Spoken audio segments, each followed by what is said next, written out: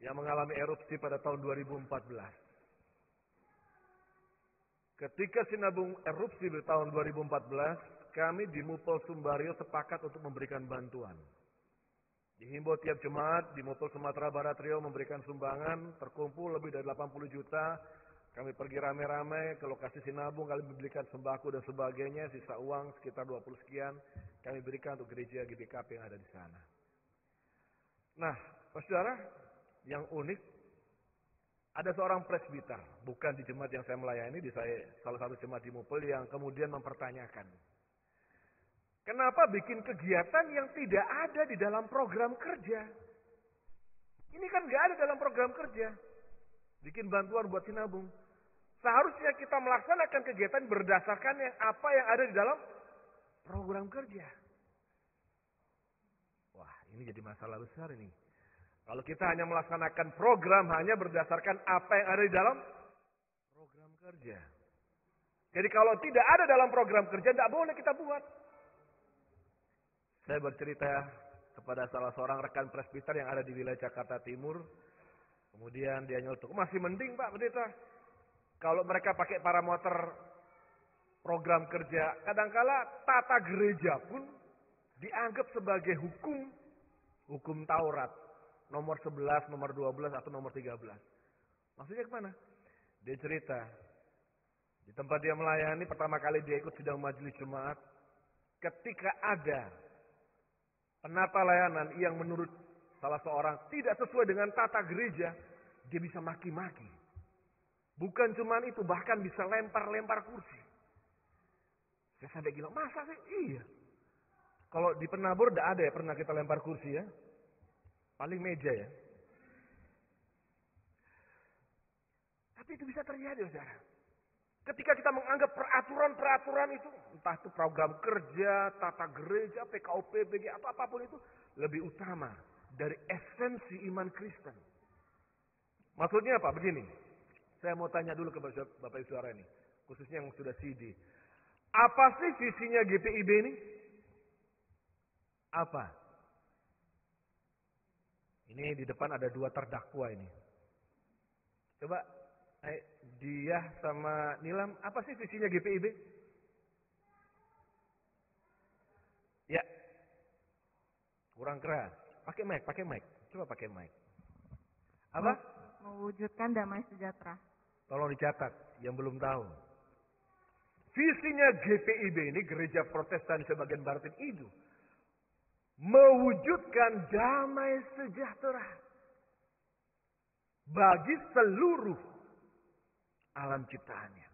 Jadi bukan cuma buat manusia, tapi bagi seluruh alam. Itu visi kita. Di mana GPIB hadir, kita harus bisa wujudkan damai sejahtera. Jadi kalau dalam pelayanan kita buat pelayanan itu nggak ada damai sejahtera, sibuk berkelahi, caci maki, berarti kita nggak mewujudkan visi. Dan itu sebetulnya bukan visi kita. Tuhan Yesus datang ke dunia untuk membawa damai sejahtera. Dia mendamaikan hubungan kita manusia yang rusak dengan Allah Bapa.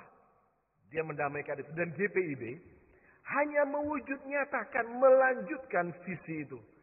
Kita hadir mewujudkan damai sejahtera. Bagaimana cara kita mewujudkan damai sejahtera? Dibuatlah pokok-pokok kebijakan umum panggilan penata layanan gereja. PKUPPG. Lalu bagaimana supaya kita bisa mencapai visi untuk hadirkan damai sejahtera? Dibikin aturannya, tata gereja, rule-nya dan sebagainya.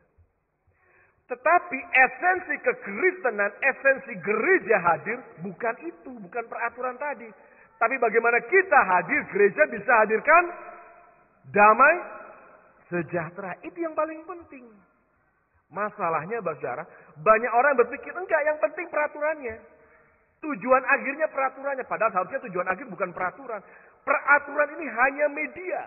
Sarana untuk mencapai damai sejahtera. Nah, itu yang perlu kita catat. Peraturan ini bukan tujuan akhir. Ini hanya alat, media, sarana untuk mencapai damai sejahtera. Masalahnya banyak orang berpikir, enggak. Kita harus menjalankan peraturan ini. Kalau melanggar itu, kita berdosa. Ini yang jadi masalah. Kalau dianggap melanggar peraturan tata gereja, dianggap berdosa. Gitu. Dan kita akan sama kalau punya pola pikir seperti itu. Kita sama dengan orang-orang Farisi. dengan ahli Taurat. Berpikir yang penting aturan-aturan itu, tradisi peraturan, tanpa memahami esensi dari hukum Taurat itu sendiri. Contohnya sekarang kita lihat bacaan kita pada saat ini, saudara. Kita lihat bacaan kita di pasal yang ke-7 ini, di ayat 3, ayat yang ke-4, bagaimana orang-orang Farisi ahli Taurat memelihara peraturan, memelihara tradisi agama, mereka taat. Contohnya soal membasuh tangan. Kita lihat ayat yang ke-3. Sebab orang-orang Farisi seperti orang-orang Yahudi lainnya tidak makan kalau tidak melakukan pembasuhan tangan lebih dulu. Karena mereka berpegang pada adat istiadat nenek moyang mereka. Dan kalau pulang dari pasar, mereka juga tidak makan kalau tidak lebih dahulu membersihkan dirinya. Banyak warisan lain lagi yang mereka pegang. Umpamanya hal mencuci cawan, kendi dan perkakas tembaga dan selanjutnya. Jadi orang Yahudi, khususnya ahli Taurat ya, dengan orang-orang Farisi, mereka memelihara tradisi itu dengan taat. Dan mereka menganggap otoritas peraturan-peraturan ini sama dengan otoritas hukum Taurat. Peraturan tradisi ini sama dengan hukum Taurat tingginya. Otoritasnya. Padahal ketika mereka menegakkan tradisi peraturan tanpa mereka sadar mereka melanggar hukum Taurat. Itu mereka nggak tahu. Nggak sadar. Menganggap ini sangat utama otoritasnya. Mereka menekankan peraturan ini, menegakkan. Tapi mereka justru melanggar hukum Taurat. Apa maksudnya? Jadi begini saya jelaskan dulu saudara. Hukum Taurat itu ada berapa Bapak Saudara? Ada berapa? 10. Percaya enggak? 10 hukum itu dijabarkan oleh mereka menjadi 613 mitzvot. 613 peraturan. Contoh yang sederhana. Hukum Taurat nomor 4 bunyinya apa? Ayo, hukum Taurat nomor 4. Guru sekolah minggu ini. Saya nggak ada yang ingat kah? Hukum Taurat nomor 4 bunyinya apa? Ya? Sekarang kita lakukan ini. Ingat dan kuduskanlah hari Sabat. Itu peraturan cuma satu bunyinya itu ya. Itu mereka jabarkan hari Sabat nggak boleh jalan. Berarti kita harus betul-betul kudus memuliakan Tuhan beribadah. Nggak boleh jalan lebih dari sekian mil. Nggak boleh ngangkat barang lebih dari sekian kuintal. Mereka jabarkan secara mendetail. Sangat-sangat terperinci. Harus kudus dan sebagainya. Sangat-sangat ribet. Sangat-sangat, wah bukan main. Contohnya. Kita lihat Injil Markus ini. Bapak Saudara. Injil Markus pasal 2. Bapak Saudara boleh lihat. Injil Markus pasal 2. Buka Alkitab, Injil Markus pasal 2. Di ayat 23 sampai 28 ada tertulis apa perikopnya di situ? Injil Markus pasal 2 ayat 23 sampai 28. Judul perikopnya apa? Murid-murid memetik gandum pada hari itu dianggap bekerja. Memetik gandum di hari Sabat dianggap bekerja. Wah, sama orang Farisi ahli Taurat dicelatuin itu. Itu murid-muridmu kok bekerja di hari Sabat? Mereka marah gitu. Ayat 24 mereka bilang, orang-orang Farisi itu ngomong sama Tuhan Yesus, lihat, mengapa mereka berbuat sesuatu yang tidak diperbolehkan pada hari Sabat? Karena mereka kerja di hari Sabat. Kita gereja nggak pernah larang ya.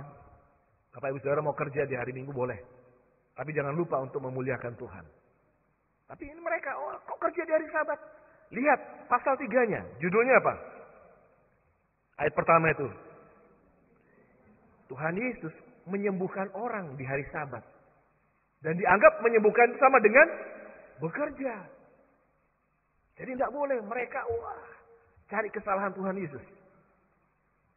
Nah Tuhan Yesus bilang apa? Lihat pasal 3 ayat yang keempat. Tuhan Yesus bilang apa? Kemudian kata Tuhan Yesus kepada mereka. Manakah yang diperbolehkan pada hari Sabat? Berbuat baik atau berbuat jahat? Menyelamatkan nyawa orang atau mereka diam. Kenapa diam?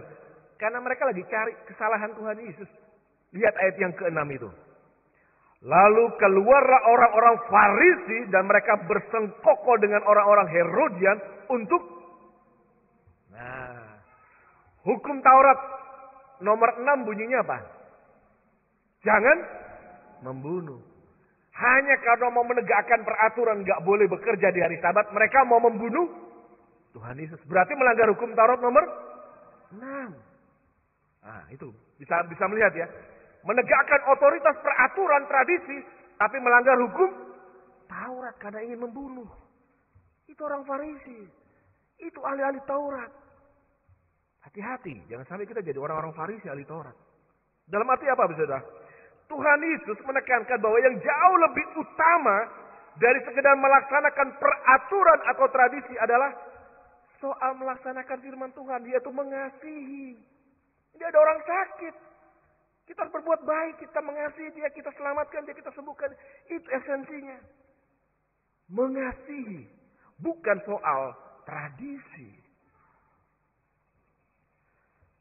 Orang bisa terlihat begitu benar, baik dari luar, tetapi hatinya belum tentu dia mengasihi. Baik itu mengasihi Tuhan maupun mengasihi sesama. Dan kejahatan yang ada di dalam hati seseorang, meskipun ditutupi dengan sikap baik, perkataannya baik, Tuhan tahu, saudara.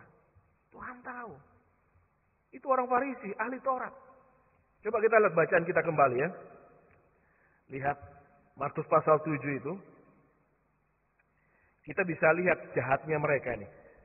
Markus pasal 7 ayat 1. Ya, bacaan kita. Markus pasal 7 itu ayat 1. Pada suatu kali serombongan orang Farisi dan beberapa ahli Taurat dari Yerusalem datang menemui. Ini ceritanya Yesus di mana? Yesus ceritanya ini, dalam ceritanya ada di Galilea. Dari Yerusalem ke Galilea, Bapak Ibu Saudara. Itu 150 kilo. Bukan dekat. Itu 150 kilo dari sini kemana? Bandung. Oh, bayangkan dari sini ke Bandung. Nggak naik kereta, nggak naik mobil. Itu di sana kalau mereka jalan ya naik keledekan, naik onta itu, waktunya jauh. Begitu jauh jaraknya, tapi niatnya apa? Jahat. Niatnya jahat. Niatnya apa? Mau cari kesalahan Tuhan Yesus. Cari kesalahan. Nah, saudara, kalau kita udah punya niat jahat ya. Kita punya niat jahat karena mungkin kita iri hati, kita dengki, kita benci orang lain, seseorang, siapapun itu. Kalau sudah ada niat jahat, kita pasti bisa dapatkan 1000 atau bahkan 1.000.000 alasan untuk mencari kesalahan orang itu. Untuk menjatuhkan orang itu. Dan itu dilakukan orang-orang Farisi, ahli Taurat. Mereka berusaha menggantikan kemurnian moral dengan hal-hal seremonial. Peraturan, tradisi, dan sebagainya. Dan yang mereka permasalahkan di sini adalah tradisi apa? Soal membasuh tangan. Membasuh tangan. Karena mereka lihat murid-murid mereka makan tanpa membasuh tangan. Membasuh tangan ini kalau orang-orang Islam itu wudu ya Bapak Saudara. Sebetulnya wudu itu bukan tradisi orang Islam. Karena agama Islam itu nanti baru abad ke-5 melahir. Tapi tradisi orang Yahudi ini ribuan tahun sebelum Masehi itu ada ini. Di dalam bahasa Yunani-nya ini pikme. Pikme ini apa? Jadi orang kalau bangun tidur, saudara, bangun tidur dia akan basuh tangan.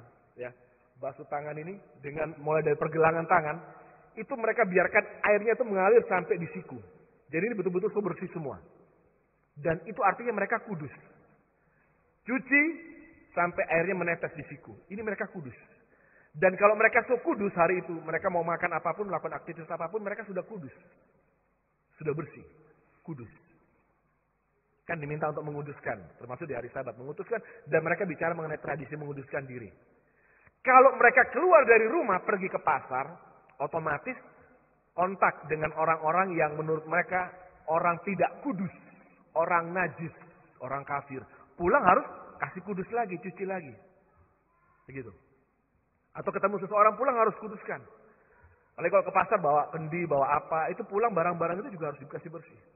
Kalau ada tamu datang, ya, datang ke rumah, begitu tamu itu pergi, yang disediakan untuk tamu itu harus dibersihkan. Makanya kalau dibacaan kita di ayat yang keempat itu, cuci cawan, kendi, perkakas, tembaga. Maksudnya apa? Kalau orang datang, orang itu pergi, kita harus cuci. Cawan, kendi, perkakas, meja, orang itu duduk di mana dikasih bersih. Karena orang itu dianggap najis, tidak kudus. Ada mungkin saudara pernah tahu orang-orang di pada saat inilah, ya orang-orang non Kristen yang kalau kita datang ke rumahnya begitu kita pulang dia akan kasih pel itu. Di mana kita datang, kita duduk di mana dia akan bersihkan. Kenapa? Dianggap kita najis, kafir. Nah itu tradisi orang Yahudi sebetulnya, bukan tradisi mereka, itu orang Yahudi punya tradisi. Nah Bapak Ibu Saudara yang terkasih dalam Kristus Yesus, ketika mereka merasa bersih, mereka merasa kudus, ya, merasa sudah hidup kudus, mereka merasa berhak mengawasi hati nurani orang lain dan mereka merasa berhak untuk mengadili orang lain. Bahkan di dalam Yesaya pasal 65 ayat yang kelima, mereka ini terjemahan King James Version, mereka bilang, menjauhlah, jangan mendekati, aku lebih kudus daripadamu. Itu karena merasa diri udah kudus. Udah bener, menjauh. Untuk orang-orang najis ya, orang kafir pokoknya orang. Menjauh, jangan mendekat kepadaku. Karena aku lebih kudus daripadamu. Itu terjemahan King James Version. Tapi kalau terjemahan Lembaga Alkitab Indonesia, bunyinya begini. Yesaya pasal 65 ayat yang kelima. Orang yang berkata, menjauhlah. Janganlah meraba aku. Maksudnya jangan menyentuh. Nanti engkau menjadi kudus olehku. Bayangkan, dia merasa dirinya kudus. Kalau orang sentuh dia, orang itu juga jadi kudus. Rasa diri begitu hebat. Begitu suci, begitu kudus. Sehingga merasa punya hak untuk menghakimi orang lain. Nah Tuhan Yesus meluruskan pola pikir ini. Soal najis ini. Soal tercemar ini. Tuhan bilang apa? Bukan yang dari luar ini yang bikin kalian najis. Tapi apa yang dari dalam yang bikin kalian najis. Sekarang kita lihat pasal 7. Markus pasal 7 ayat yang ke-15. Markus pasal 7 ayat yang ke-15. Apapun dari luar yang masuk ke dalam seseorang tidak dapat menajiskannya. Tetapi apa yang keluar dari seseorang itulah yang Tuhan semua bilang enggak. Bukan orang-orang dari luar yang bikin kalian najis. Tapi apa yang keluar dari dalam hati kalian. Hati yang jahat, busuk. Perbuatan jahat kepada sesama. Karena iri hati, dengki, benci dan sebagainya. Itu yang bikin orang jadi najis. Kenajisan itu dari dalam hati. Dan itu yang membuat kita mengutamakan tradisi peraturan dibandingkan esensi firman Tuhan. Bapak Ibu Saudara yang terkasih dalam Kristus Yesus. Bahkan kalau kita lihat Markus pasal 7 ayat 9 sampai 13 ini Tuhan Yesus kasih contoh. Orang-orang ini tidak lagi menegakkan hukum Taurat nomor 5. Ingat, hukum Taurat nomor 5 bunyinya apa? Hormatilah. Mereka bikin peraturan lebih penting. Supaya mereka nggak tanggung jawab sama orang tua. Jadi tidak mau bantu orang tua. Tidak mau membiayai kehidupan orang tua yang mungkin sudah tua. Sudah lanjut usia. Tidak mampu lagi untuk mengais rezeki. Apa yang mereka lakukan? Oh kami sudah kasih kok persembahan kami buat gereja. Itu lebih utama. Maksudnya kalau zaman ini bukan gereja, tapi buat sinagoge. Lihat ayat 10. Musa telah berkata, hormatilah ayahmu dan ibumu, dan siapa yang mengutuki ayahmu atau ibunya harus mati. 11. Tetapi kamu berkata, kalau seorang berkata kepada bapaknya atau ibunya, apa yang ada padaku yang dapat digunakan untuk pemeliharaanmu, sudah digunakan untuk korban, yaitu persembahan kepada Allah. Maka kamu tidak membiarkannya lagi berbuat sesuatu pun untuk bapaknya atau ibunya. Aku udah kasih uang buat pelayanan, buat ya pada saat ini kan bacaan Tuhan di sini kan soal sinagoge. Saya sudah kasih buat sinagoge. Jadi saya sudah nggak bisa lagi kasih buat orang tua. Dari tanggung jawab. Hanya karena tradisi peraturan memberi persembahan. Tapi tidak melengkapi atau tidak menjalankan hukum Taurat nomor 5. Yaitu menghormati orang tua. Tanggung jawab kita sama orang tua. Nah, Bapak Ibu Saudara yang terkasih dalam Kristus Yesus. Ini catatan penting buat kita pada saat ini sebagai gereja. Termasuk Saudari Nilam, Saudari Dia. Jangan sampai dalam kehidupan, Saudari Dia. Ya, Nilam dan Dia. Jangan sampai dalam kehidupan kita sebagai gereja. Kita jadi seperti orang Farisi. Kita seperti ahli Taurat. Menganggap peraturan. Kalau sekarang kita bicara peraturan tata gereja, PKUP, PG, dan sebagainya. Itu lebih utama dari esensi iman Kristen. Yang Tuhan Yesus ajarkan adalah hukum apa? Kasih. Itu yang paling utama.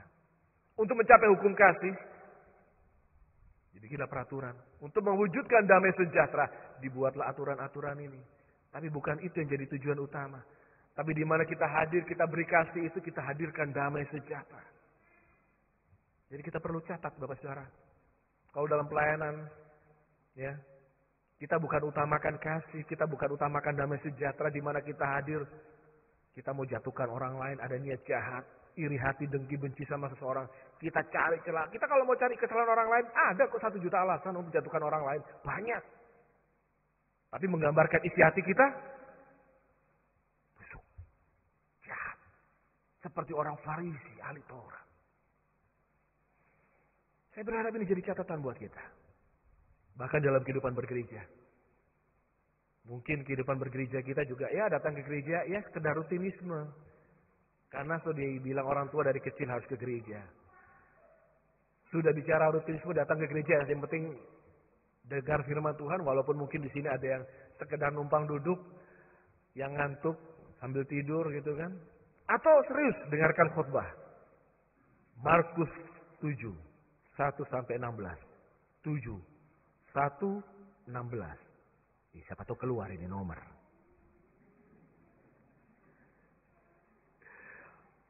Pasang jauh.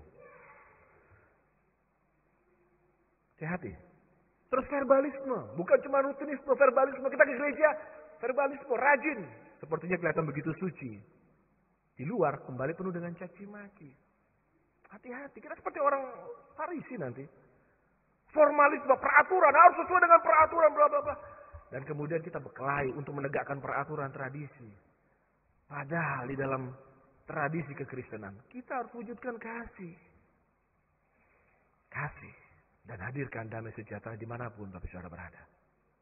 Tolong dicatat Nilam. Dia. Mungkin 1, 2 ada sabar lagi kalian akan ambil bagian dalam pelayanan. Siap melayani Tuhan. Dengan utamakan hati. Ya. Hati yang bersih. Suci, tulus untuk melayani. Jangan jadi orang Farisi. Roh Kudus yang mampukan kita mengerti dan memahami. Tuhan Yesus memberkati.